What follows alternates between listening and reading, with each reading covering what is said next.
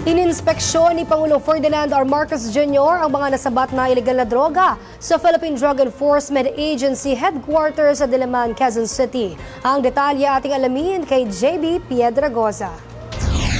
Nasa mahigit 8 bilyong pisong halaga ng mga iligal na droga ang personal na inspeksyon ni Pangulong Marcos Jr. ngayong araw. Pinangunahan ni Philippine Drug Enforcement Agency o PDEA Director General Isagani Neres ang pagpresenta sa Pangulo ng mga nasamsam na illegal drugs sa kanilang mga isinagawang operasyon.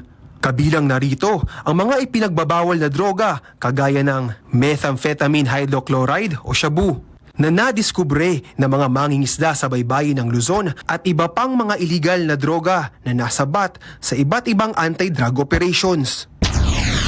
Ito lahat ang which is the largest drug haul in the history of the Philippines so far for this last 6-month period. Bukod sa shabu, kasama rin sa mga nakumpiska ang nasa mahigit 200 kilo ng assorted illegal drugs na tinatayang nagkakahalaga ng mahigit 600 milyong piso.